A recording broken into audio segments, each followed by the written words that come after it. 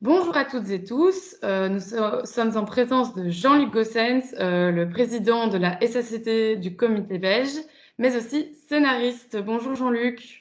Bonjour. Pourrais-tu nous faire un bref récapitulatif de ton parcours pour les membres qui ne connaîtraient pas éventuellement? Eh bien, je suis scénariste, effectivement. Donc, j'ai écrit notamment un film d'animation, Astérix et les Vikings. Et puis, j'ai écrit une quinzaine de comédies pour la télévision française. Également deux séries en Belgique, Melting Pot Café et Esprit de famille. Je donne aussi quelques cours dans le master écriture de l'IAD, donc en scénario. Et nous te connaissions aussi en tant que membre du comité belge.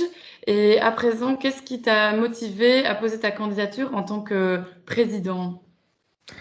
Et j'avais en fait envie de revenir comme président, puisque je l'ai déjà été il y a 2 ans, et j'avais lancé des choses à l'époque que j'avais envie de poursuivre et de développer aujourd'hui.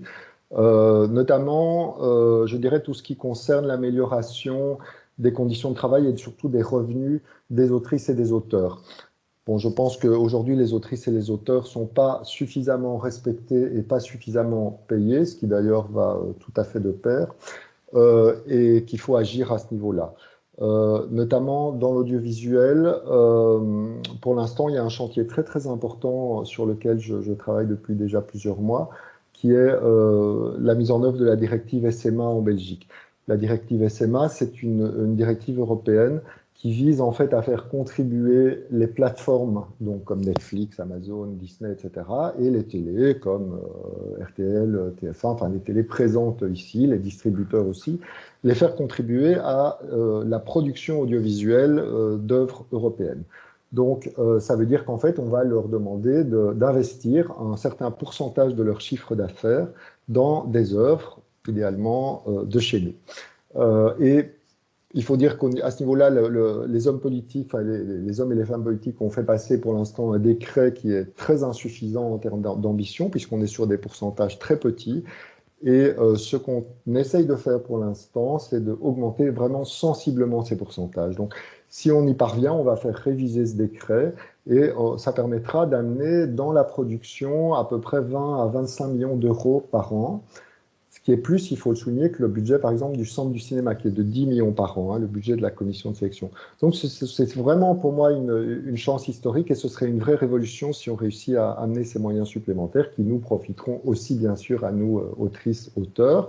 Et alors, dans le spectacle vivant, ben, le problème, je dirais, il est encore pire parce que là, les revenus sont vraiment catastrophiques.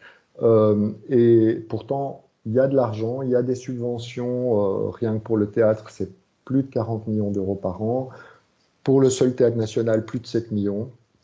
Et dans toutes ces subventions, malheureusement, très très peu remontent vers les créateurs, les créatrices et rémunèrent l'écriture, la mise en scène, etc. Donc là, il y a un vrai problème, à tel point que beaucoup d'auteurs-autrices de spectacles vivants, ben, finalement, sont obligés de survivre à travers le fameux statut d'artiste qu'on essaye aussi de réformer et d'améliorer pour l'instant, mais c'est pas du tout normal que voilà, des répétitions, par exemple, ne sont pas payées et que voilà, on laisse quasiment entendre aux gens, oui, mais bon, vous avez le chômage. Enfin, non, on n'est pas fait quand on est artiste et qu'en plus on travaille, on n'est pas fait pour vivre du chômage, c'est pas normal. Donc voilà, donc là, c'est vraiment très important qu'on fasse une réforme, je trouve, de la façon dont ces subventions sont distribuées et utilisées dans le spectacle vivant. Dernier point, et c'est important aussi, c'est de continuer à défendre les valeurs de la SACD, qui sont évidemment la parité, donc l'amélioration de l'égalité entre les femmes et les hommes dans nos métiers, notamment pour les réalisatrices de cinéma et de séries qui restent trop peu présentes comparées aux hommes, alors qu'elles sont tout aussi nombreuses dans les écoles de cinéma. Également la diversité, donc faire en sorte qu'au maximum toutes les composantes de la société belge soient représentées dans la création. Voilà, en 2 mots, mon programme ambitieux.